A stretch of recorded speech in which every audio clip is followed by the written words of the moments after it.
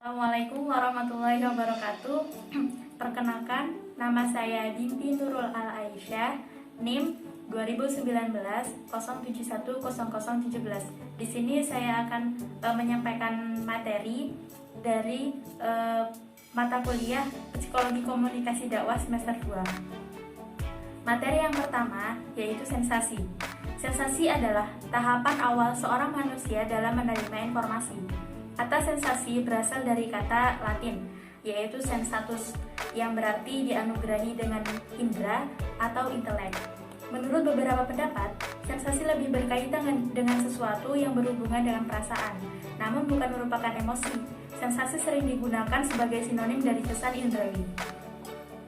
Ketika sensasi lebih bersifat perasaan, persepsi lebih berhubungan dengan kognisi. Sensasi juga lebih bersifat pasti, mendasar dan merupakan fakta kasar. Hal ini berbeda dengan persepsi yang melibatkan interpretasi, prakonseptualisasi, dan bisa bersifat bias.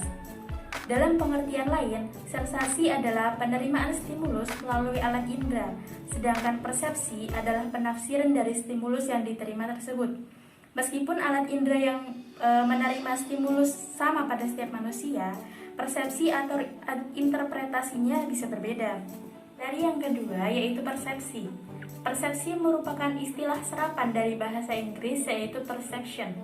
Kata perception sendiri berasal dari bahasa Latin yaitu percepto atau percipio, yang berarti pengaturan identifikasi dan penerjemahan dari informasi yang diterima melalui panca indera manusia dengan tujuan untuk mendapatkan pengertian dan pemahaman akan lingkungan sekitar. Persepsi sendiri dapat dibagi dalam dua proses. Proses yang pertama, pemrosesan masukan atau rangsangan yang diterima indera, di mana terjadi transformasi dari informasi tingkat rendah ini menjadi informasi dengan tingkat yang lebih tinggi. Misalnya adalah mengenali objek melalui bentuknya. Proses yang kedua yaitu pemrosesan informasi yang terkait dengan konsep dan ekspektasi suatu individu yang berdasarkan pada pengetahuan yang dimiliki sebelumnya dan mekanisme selektif atau perhatian yang mempengaruhi persepsi. Materi yang ketiga yaitu memori. Pengertian memori menurut Chaplin yaitu fungsi yang terlibat dalam proses mengenang masa lalu, keseluruhan pengalaman masa lalu yang diingat kembali, dan pengalaman khas yang paling diingat. Dari ketiga pengertian tersebut, maka memori disimpulkan sebagai fungsi, pengalaman, atau informasi, dan spesifikasi. Apa yang dilihat atau dialami akan dipersepsikan pada individu dan hal tersebut dimasukkan ke dalam jiwa, kemudian disimpan di ingatan. Pada suatu saat, ingatan itu bisa diambil kembali. Proses pengingat informasi ada 3 tahap, yaitu memasukkan informasi atau encoding, penyimpanan atau storage, dan mengingat atau retrieval state. Kemampuan ingatan ada 3, yaitu learning atau belajar tentang informasi, kemudian retention atau menyimpan, dan remembering atau menimbulkan kembali ingatan yang sudah disimpan. Kemudian ada jenis-jenis memori. Memori dalam psikologi terbagi dalam beberapa jenis, yaitu yang pertama, memori sensoris. Memori sensoris berkaitan juga dengan penyimpanan informasi yang diperoleh dari penerimaan panca indera. Memori sensoris merupakan proses penyimpanan memori melalui saraf sensoris dalam jangka waktu yang sangat pendek. Kemudian yang kedua, memori jangka pendek. Memori jangka pendek merupakan proses penyimpanan memori secara sementara, yang artinya memori tidak bisa disimpan lama. Kemudian yang terakhir, memori jangka panjang. Memori jangka panjang merupakan proses penyimpanan yang bisa diingat cukup lama dan relatif bersifat permanen. Materi yang keempat yaitu tipe kepribadian personality. Manusia mempunyai karakter yang berbeda-beda dan unik. Di antaranya adalah yang pertama, sanguin atau sanguinis.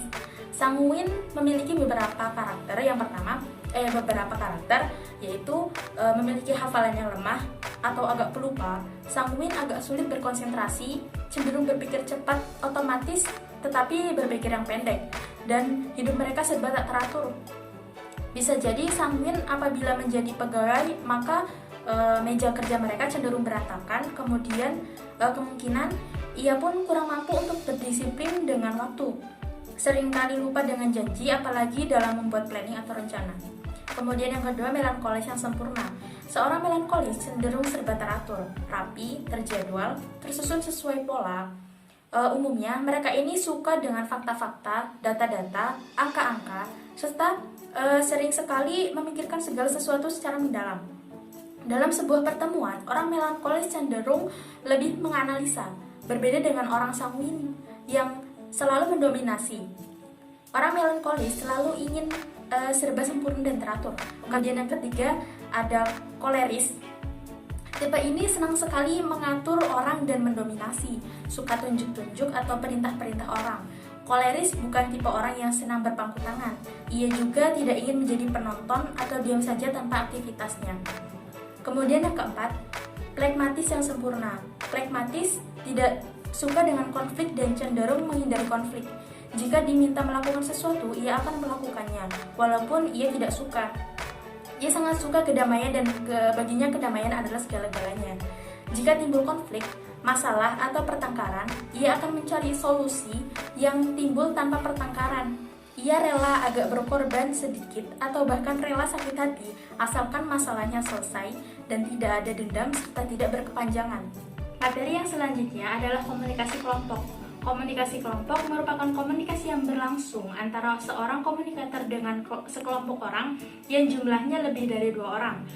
Ada 2 hal dalam teori komunikasi kelompok, yaitu yang pertama, gregariousness, yaitu naluri manusia untuk berkomunikasi dengan orang lain.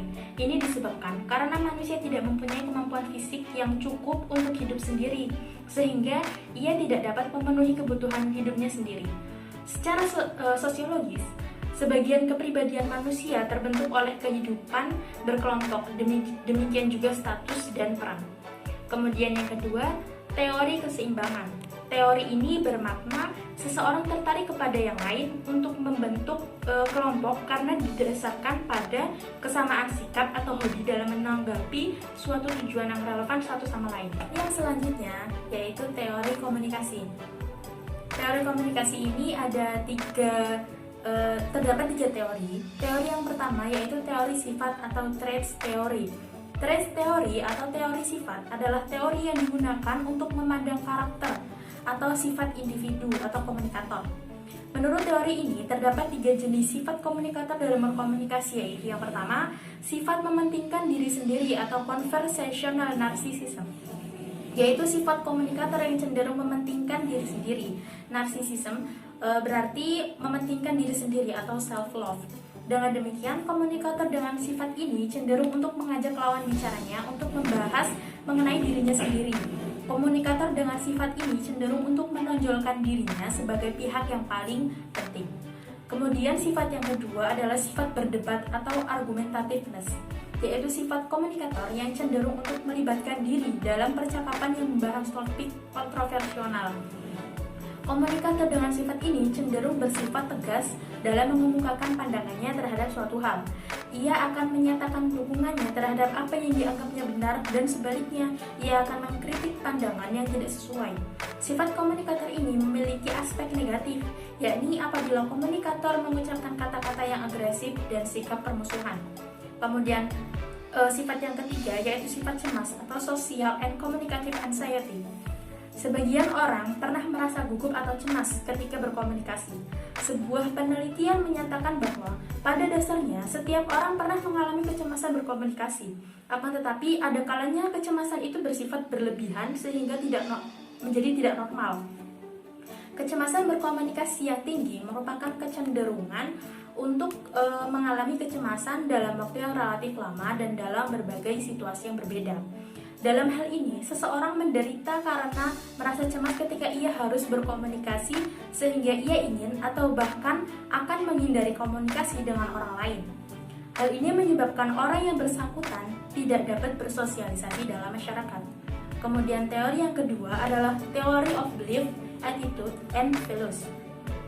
Menurut teori ini, terdapat 3 hal yang melekat pada diri individu yang kesemuanya itu mampu mengarahkan mereka pada perilaku tertentu. Ketiga hal tersebut yaitu 1. Belief atau keyakinan mengenai kemampuan diri sendiri. Kemudian yang kedua attitude atau sifat. Dan yang ketiga yaitu value atau nilai yang terorganisir.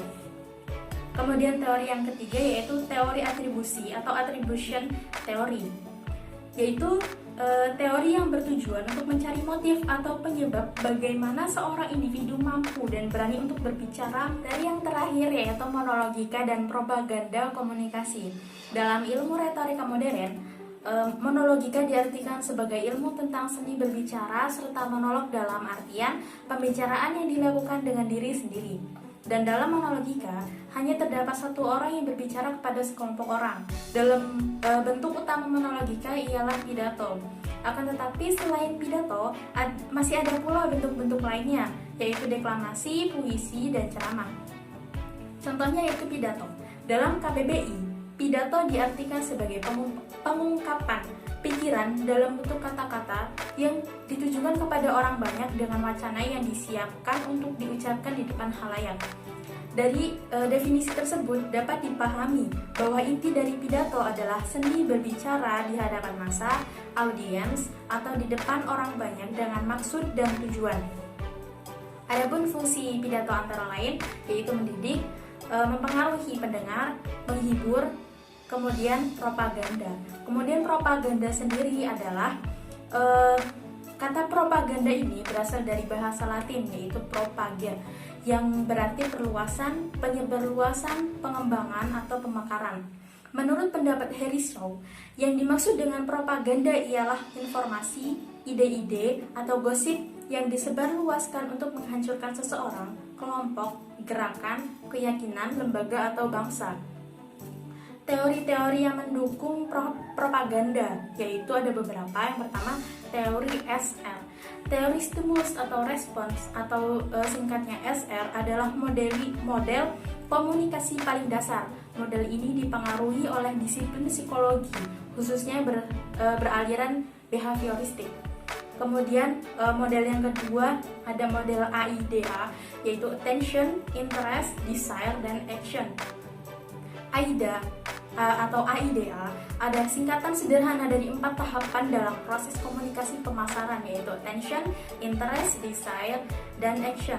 Menurut model ini, alat promosi harus menarik perhatian atau attention, kemudian mendapatkan dan mendorong minat atau interest, membangkitkan keinginan atau desire, dan yang terakhir menghasilkan tindakan atau action. Kemudian teori yang ketiga atau yang terakhir yaitu teori peluru atau the bullet theory atau teori jarum hypodermic. Teori peluru merupakan konsep awal sebagai efek komunikasi massa. Dinamakan pula teori jarum atau hypodermic oleh para teoritis komunikasi pada sekitar tahun 1970-an. Kemudian perbedaan antara propaganda dengan agitasi. Perbedaan antara propaganda dengan agitasi terletak pada pengertian serta tujuannya. Agitasi berarti hasutan kepada orang banyak untuk mengadakan huru-hara, pemberontakan, dan lain sebagainya. Dalam prakteknya, kegiatan agitasi cenderung menghasut. Oleh karena itu, sering disebut sebagai kegiatan provokasi atau sebagai kegiatan untuk membangkitkan kemarahan. Sedangkan propaganda diartikan sebagai pengembangan paham atau pendapat baik, baik itu benar atau salah, dengan tujuan untuk meyakinkan orang lain agar menganut suatu aliran atau sikap tertentu. Sekian materi yang dapat saya sampaikan, kurangnya saya mohon maaf. Terima kasih banyak atas perhatiannya. Saya akhiri. Wassalamualaikum warahmatullahi wabarakatuh.